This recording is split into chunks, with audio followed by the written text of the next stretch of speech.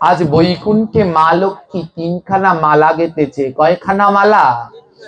তিনখানা মালা, অপূর্ব সুন্দর বৈকুণ্ঠের পুষ্প এনে মা লক্ষ্মী তিনখানা মালা গেঁথেছে। নারদকে মা লক্ষ্মী বলছেন, দেখো নারদ, আজ আমি এই তিনখানা মালা গেঁথেছি, এই আমার মনের বড় স্বাদ, আমি এই জগতে তিনজনাকে দেখতে চাই, উত্তম, মধ্যম, অধম। নারদকে বলছে এ জগতে সব থেকে যে উত্তম তার গলায় এই প্রথম মালাটা পরিয়ে দেবে, আর যিনি মধ্যম তাকে দেবে দ্বিতীয় মালাটা, আর যিনি অধম তাকে দেবে এই তৃতীয় মালাটা। নারদের হাতে মা লক্ষ্মী তিনটা মালা তুলে দিল। যাও, এই তিনটা মালা গিয়ে জগতের সব থেকে উত্তম ব্যক্তিকে পরাবে একটা, মধ্যমকে পরাবে একটা, আর অধমকে পরাবে একটা। তৎকালীন ছিল মহাভারতের সময়। হস্তিনাপুরের রাজত্বের রাজসিংহাসনে অধিষ্ঠিত আছেন, হ্যাঁ, সেই ধৃতরাষ্ট্র, আর যুবরাজ হলেন দুর্যোধন। অন্যদিকে খণ্ডপ্রস্থে রাজসিংহাসনে অধিষ্ঠিত আছেন যুধিষ্ঠির, আর তাদের রাজসভায় রয়েছেন পরমেশ্বর ভগবান শ্রীকৃষ্ণচন্দ্র। নারদ মালা তিনটা নিয়ে প্রথমে গেলেন দুর্যোধনের রাজসভায়। দুর্যোধনের রাজসভায় গিয়ে নারদ যেই গেলেন, দুর্যোধন বলল, নারদ, আপনার এখানে আসার কারণ কি?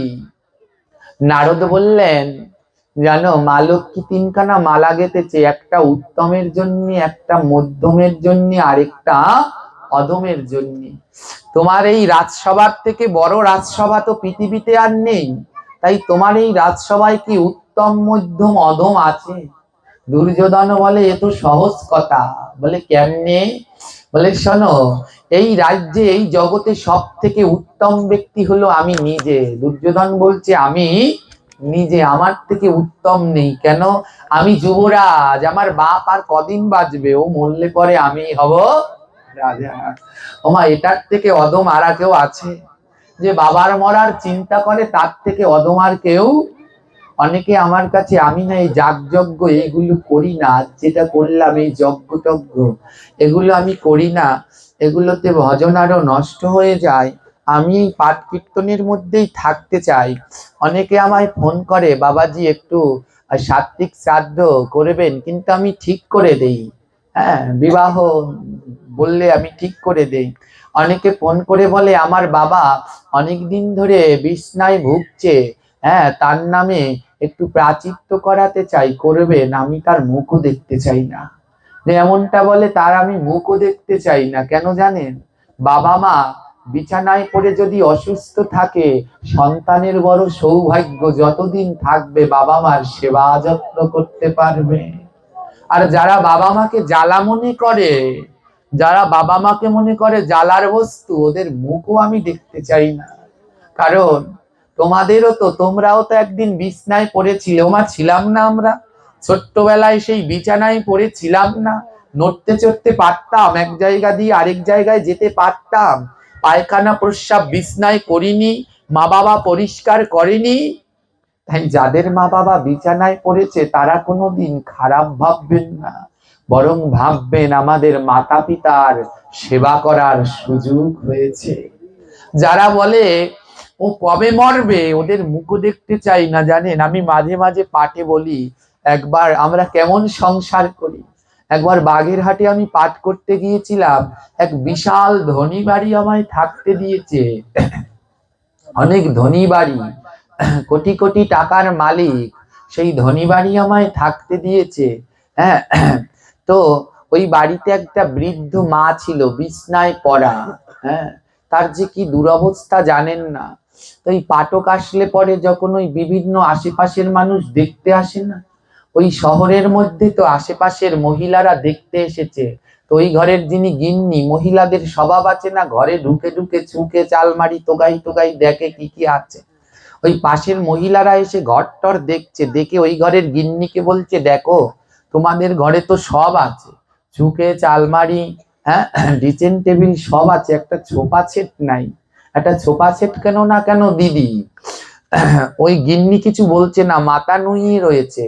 যিনি ওই ঘরের কর্তা, যার মা অসুস্থ, বিছানায় শোয়া, সেই ছেলে বলছে শোনেন সোফা সেট কিনবো তো, ঘরে রাখার জায়গা নেই, মা তো অসুস্থ, উনি মরলে পরে ওই খাটটা ওখানে আর রাখবো না, ওখানে সোফা রাখবো। আমি অবাক হয়ে গেলাম, এ কেমন সন্তান, মায়ের মৃত্যুর অপেক্ষা করছে, কবে সে মারা যাবে আর ওই খাটের জায়গাটা লাগবে না, ওখানে সোফা সেট রাখবে, তাতে বন্ধু বান্ধব নিয়ে বসবে। এই তো আমাদের সংসার। বলুন এখানে লাভ কি? এখানে লাভ কি? প্রতিনিয়ত যতদিন এই এই সংসারের জন্য খাটতে পারবেন ততদিন সবার ভালোবাসা পাবা মাগো।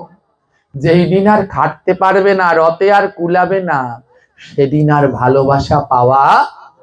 কিন্তু আপনার সন্তান যদি কৃষ্ণ ভক্ত হয় তাহলে আপনাকে ফেলে কোনোদিন যাবে না। হ্যাঁ, সন্তান কৃষ্ণ ভক্ত, তারপরও মা বাবাকে যদি ফেলে চলে যায়, আমি তাদের সন্তান বলে মানি না। অনেক আছে বাবা মাকে ছেড়ে চলে যাচ্ছে। আমাকে কালকে একজনে প্রশ্ন করেছে, পরশু দিনকে, আপনি ব্যাস নেবেন না? ব্যাস নিলে ত্যাগ করতে হয়। তা আমি বলছি কেন নেব? যতদিন আমার মা বাবা আছে ততদিন আমি আমার মা বাবার সেবা যত্ন করব।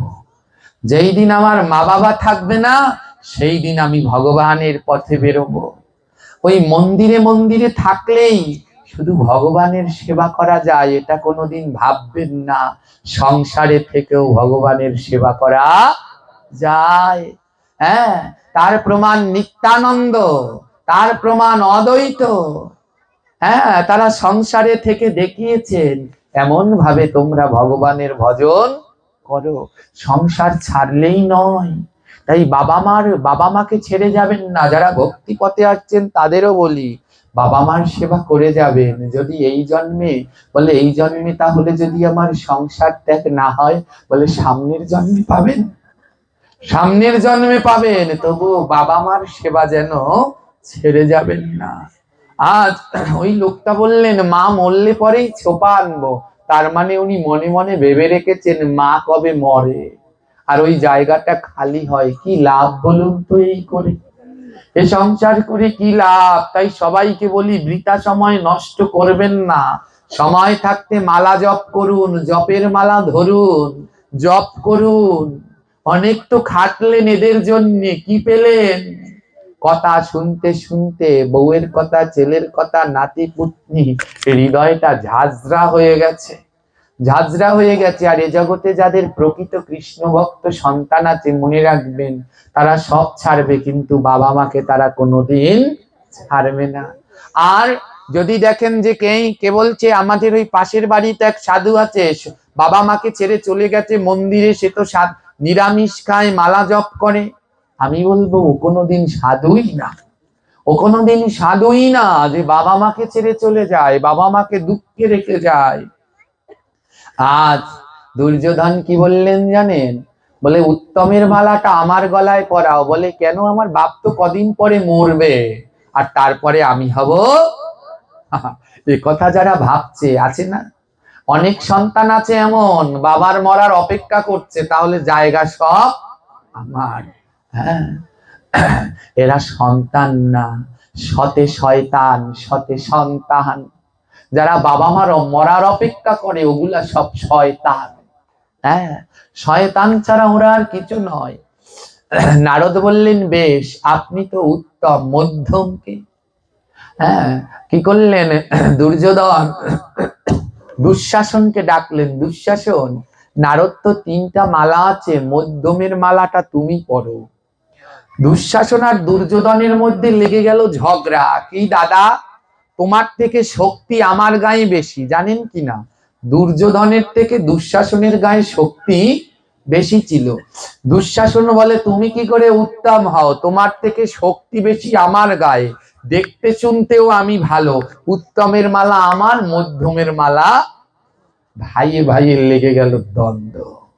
হ্যাঁ, আজ একটা জিনিস এখানে লক্ষ্য করলাম, বিশ্বাস করুন আমি জানি না ক বছর, 3 বছর ধরে এখানে আসি, কিন্তু এই পরিবারে যে 11 জন ভাই, এরা আমি জানি না।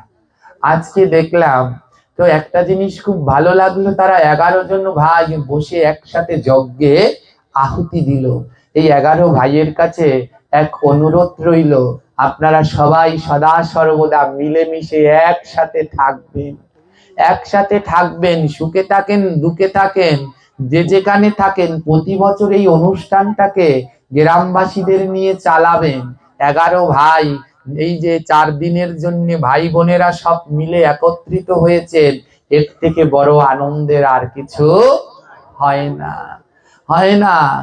হ্যাঁ, আজ দুঃশাসন আর দুর্যোধনের মধ্যে মারামারি লেগে গেল। দেখো, ভাই ভাইয়ের মধ্যে মারামারির সম্পর্ক নয়, ভাই ভাইয়ের সম্পর্ক দেখলে দেখবে রাম আর লক্ষণ।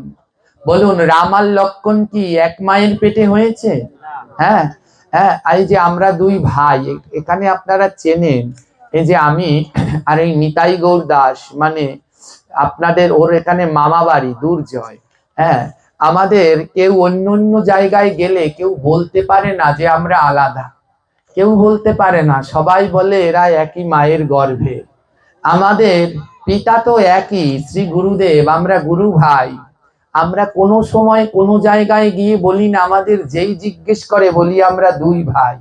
হ্যাঁ, দুই ভাই বলি, কিন্তু অনেকে কি করে বলে এরা আপন ভাই না, এরা আপন ভাই না, এরা আলাদা আলাদা মা। যখন এই কথা বলে আমাদের ভীষণ কষ্ট হয়, আমার শুনলেও কষ্ট হয় আর ভাইয়ের শুনলেও কষ্ট হয়। যখন কেউ বলে এরা এক মায়ের গর্ভের না, এরা আলাদা আলাদা, কিন্তু কেউ না বললে আমাদের কেউ বুঝতে পারে না যে আমরা আলাদা সব সময়। কারণ আমাদের যিনি গুরুদেব, ওকে যখন দীক্ষা দিলেন তখন আমার নাম রেখেছিলেন গৌর গোবিন্দ দাস, আর ওর নাম রেখেছিল নিতাই গৌর দাস। হ্যাঁ, দুইজন যখন নৃত্য করতাম গুরুদেব বলতো গৌর নিতাই নৃত্য করে, আমাকে গৌর আর ওকে নিতাই নাম দিয়েছিলেন। সেই হতে আমরা একসাথে, ওকে অনেক, ও যখন এইচএসসি পরীক্ষা দেয় সেই থেকেই ওকে আমি আমার কাছে রেখে দিয়েছি। তো অমনি ভাবেই আমরা চলি। কিন্তু যখন কেউ বলে এরা আপন ভাই না, তখন আমাদের এত কষ্ট লাগে বলে বুঝাতে পারবো না। আরে ভাইয়ের সম্পর্ক রক্ত দিয়ে হয় না, এক মায়ের গর্ভ দিয়ে হয় না। এ জগতে যখন ভাই ভাইয়ে মিল থাকে, বলে রাম আর লক্ষণের মতো। বলেন, রাম লক্ষণ কি এক মায়ের পেটে? লক্ষণের আরেকটা ভাই আছে, কি নাম? শত্রুঘ্ন, একই মায়ের গর্ভে। বলে লক্ষণ শত্রুঘ্নর মতো কেউ বলে না। হ্যাঁ, রাম লক্ষণের মতো, বলে মিলেমিশে থাকাটাই হলো ভাই ভাইয়ের সম্পর্ক। আবার ভাইয়ের প্রশ্ন উঠলে বলে কৃষ্ণ আর বলরামের মতো। কৃষ্ণ আর বলরাম একই মায়ের গর্ভে? একই মায়ের গর্ভে না। তাও দেখুন, ভাইয়ের নাম উঠলে বলে কৃষ্ণ বলরাম, আর কলিযুগে ভাইয়ের নাম উঠলে বলে গৌর আর নিতাই, দুই ভাইয়ের মতো। তাদের সম্পর্ক গৌর নিতাই দুই ভাইয়ের মতো। বলুন, গৌর আর নিতাই কি একই মায়ের গর্ভে? না। বলেন, একই মায়ের গর্ভে হলে কোনো সময় ভাই হওয়া যায় না। হ্যাঁ, ভাই হতে হলে মিল থাকা দরকার, বন্ধন থাকা দরকার। তাই আপনাদের এই বন্ধনটা যেন অটুট থাকে, এই প্রার্থনা রইল। এই ভাই বোনেরা মিলে অটুট বন্ধনে বেঁধে থাকবেন। মনে রাখবেন, এক জায়গায় থাকলে বাসন কোসন একটু টুকটাক লাগে, তাই বলে কি হাড়ি সরা ছাড়া চলতে পারে? হাড়ির সরা লাগবে না, লাগবে না? সরা ছাড়া হাড়ি তো আর ওই ভাতের মার গালতে পারবে না। হ্যাঁ, তাই এমনি করে টুকটাক থাকবে, কিন্তু সদা সর্বদা মিলে থাকবেন। যতদিন এই 11 ভাই এক হয়ে মিলে থাকবেন, আপনাদের মাথার উপরে কেউ কথা বলতে পারবে না। তাই আজ কি করলো জানেন? দুর্যোধন আর দুঃশাসনের মধ্যে ঝগড়া লেগে গেল। সাবধান, এটা যেন না হয়। একজনে বড় হবেন, আরেকজনে উত্তম আর মধ্যম হতে গেলে কিন্তু আর ভাইয়ের সম্পর্ক থাকবে না, ভাই বোনদের মধ্যে ওই সম্পর্ক থাকবে না। তো আজ কি হলো? নারদ শান্ত করলেন, আরে দাঁড়াও দাঁড়াও, পেলাম তোমাদের দুজনার মধ্যে, পেলাম উত্তম মধ্যম যে হবে একজন তো হবে, দুজনার মধ্যে একজন হবে। দুঃশাসন বলে আমি উত্তম, দুর্যোধন বলে আমি উত্তম। নারদ বলে অনেক ঝগড়া করেছে, এখন থামো, তোমাদের দুজনের মধ্যে মালা দিয়ে যাব, যে খুশি সে নিয়ে নিও। এবার তৃতীয় যে মালা, অধমের মালা, এই অধমের মালাটা কাকে পরাবো? অধমের মালাটা কাকে দেব? দুঃশাসন, দুর্যোধন বলছে কে আছিস? আমাদের বাড়ির মেথরটাকে ডেকে নিয়ে আয়, যে আমাদের বাড়ির বাথরুম পরিষ্কার করে মেথরটাকে ডেকে নিয়ে আয়। একজন মেথরকে ডেকে আনলেন। দুঃশাসন বললেন, নারদ ঋষি, এই অধমের মালাটা এই মেথরের গলায় পরিয়ে দাও, অধমের মালাটা মেথরের গলায় পরিয়ে দাও। মেথর প্রশ্ন করলেন, দুঃশাসন, যুবরাজ, আমার গলায় অধমের মালা পরানো হবে কেন? মেথরটা জিজ্ঞেস করলেন, আমার অপরাধ কি? আমি কোন কারণে অধম? কি কারণে আমার গলায় এই অধমের মালা পরানো হবে? দুঃশাসন বললেন, তুমি তো পায়খানা প্রস্রাব পরিষ্কার করো, টাকার বিনিময়ে পায়খানা প্রস্রাব পরিষ্কার করো, তাই তোমার থেকে অধম আর কে আছে? হ্যাঁ, তোমার থেকে অধম আর কেউ নেই, তাই অধমের মালাটা তোমার গলায় পরাতে হবে। কি করলেন জানেন? মেথর বললেন, দুর্যোধনকে বললেন, দেখুন, আমি তো টাকার বিনিময়ে পায়খানা প্রস্রাব পরিষ্কার করি, কিন্তু আমি আরেকজনকে চিনি যে বিনা টাকায় পায়খানা পরিষ্কার করেছে। দুর্যোধন বলে, তাহলে সে তো তোমার থেকেও অধম। যে বিনা পয়সায় পায়খানা প্রস্রাব পরিষ্কার করেছে, তাহলে সে তো তোমার থেকে অধম। দুর্যোধন বলে, তার নাম কি, তার বাড়ি কোথায়, তাকে ডাকা হোক। যে বিনা পয়সায় পায়খানা প্রস্রাব করে, ও তো সব থেকে অধম, তাহলে অধমের মালাটা তার গলায় পরানো হোক। বলো মেথর, তার নাম কি? মেথর বললেন, তার নাম হলো গান্ধারী। কি বললেন? বলে, পায়খানা প্রস্রাব পরিষ্কার করলে আমি যদি মেথর হই, তাহলে এই রাজ্যে সব থেকে বড় মেথর হলো গান্ধারী। দুর্যোধনের মায়ের নাম কি? জোরে বলবেন। কয়টা সন্তান ছিল?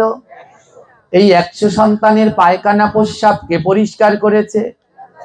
বলে, শোনো দুর্যোধন, পায়খানা প্রস্রাব যদি পরিষ্কার করলে অধম হয়, তাহলে তোমার মায়ের থেকে অধম আর কেউ নাই। সে তো বিনামূল্যে তোমাদের পায়খানা প্রস্রাব পরিষ্কার করেছে মা হয়ে।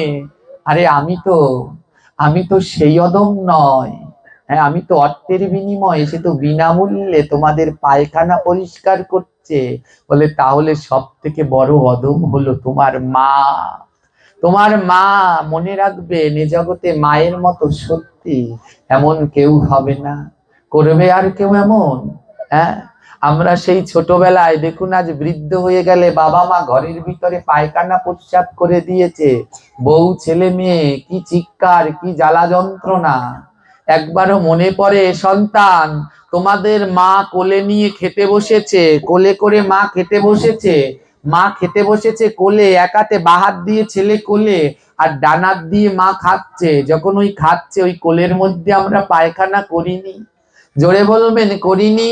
মা কি সেদিন ছেলেকে ফেলে দিয়েছিল? খাওয়া ছেড়ে উঠেছিল? ওই ছেলেকে পায়খানা কোলের মধ্যে তারপরও তা নিয়ে খেলো। আজ সেই মা বাবার প্রতি তোমাদের এই অযত্ন, এর নাম ধর্ম? কোনো দিনই না। যারা মাতা পিতাকে ভালোবাসে না, তারা যত সাধু সঙ্গে যাও, ভাগবত পাঠে যাও, তাদের কোনোদিন আর যা হোক ধর্ম হবে না। মাতা পিতাকে ভালোবাসতে শেখো, মাতা পিতাকে ভালোবাসো, নইলে যে জগতে মাতৃ আজ্ঞা পিতৃ আজ্ঞা অক্ষরে অক্ষরে পালন করো, কারণ মায়ের থেকে শ্রেষ্ঠ কিছু আর হবে না। এ জগতে সব থেকে দামি বস্তুর নাম জানেন? এ জগতে সব থেকে দামি বস্তু হলো মায়ের শাড়ির আঁচল। ওই শান্তি কোথাও পাওয়া যায়? সন্তানের যদি কষ্ট হয়, সন্তান যদি কষ্ট পায়, মা কি করে? শাড়ির আঁচল দিয়ে যখন মুছিয়ে দেয়, ও যে কি শান্তি! যতদিন মা থাকে ততদিন বোঝে। আমরা বাঙালি জাতি, দাঁত থাকতে দাঁতের মর্মতা বুঝি না, মা বাবা থাকতে মা বাবার মর্মতা বুঝি না। দেখুন, এই জগতে মায়ের থেকে সুন্দর কেউ নেই, মায়ের থেকে দামি কেউ নেই। দুর্যোধনকে বুঝিয়ে দিলেন, তুমি কাকে অধম বলছো? এ জগতে মায়ের মতো আর কাউকে পাবেন না, এমন সুন্দর পৃথিবীতে কিচ্ছু নেই। কত সুন্দরীকে দেখে মা বাবাকে ছেড়ে সুন্দরীর সাথে চলে যায়। ঘরে ঘরে বৃদ্ধ মা বাবা কান্না করে সন্তানদের আচরণে। আরে তুমি যদি আমেরিকায় থাকো আর তোমার মা যদি বাংলাদেশে থাকে, ওই আমেরিকায় বসে হোঁচট খেয়ে পড়ে যাবা ব্যথা পেলে, যখন মা বলে ডাকবা ওই মা বাংলাদেশে বসে জানতে পারবে আমার ছেলে ব্যথা পেয়েছে, ওর কষ্ট হচ্ছে। এমন আবিষ্কার জগতে বিজ্ঞানীরাও করতে পারেনি, সে হলো মা। আর তোমরা সেই মাকে কাঁদাচ্ছ, যেই বাবা সারাদিন রোজগার করে তোমাদের খাওয়ালো, তাদের মনে কষ্ট দিচ্ছ। এ কোনোদিন ধর্ম নয়। তাই মহাজনে লিখলো, মাতা পিতার অন্তরে কেউ কষ্ট দিও না তোমরা,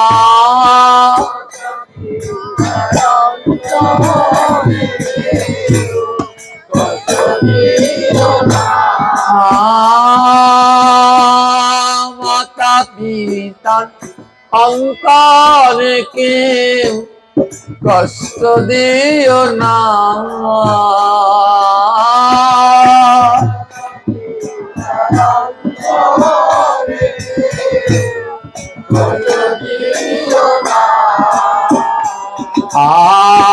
আর মাতা দিলে কোনো দিন ধর্ম হবে না।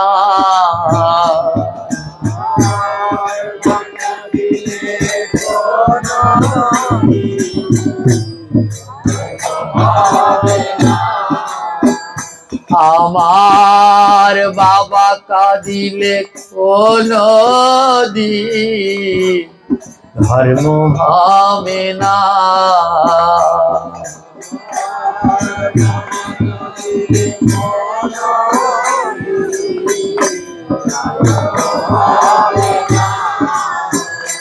তুমি গয়া যাওয়ার কাশি যাও, যাও রে বৃন্দাবন।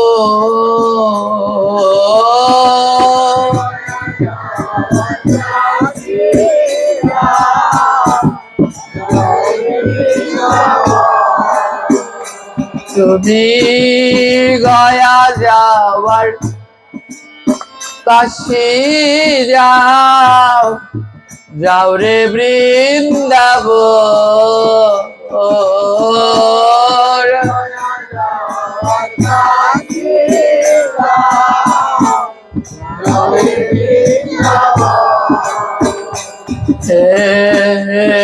আগে গিয়া ভজ তুমি মা বাবার চরণ।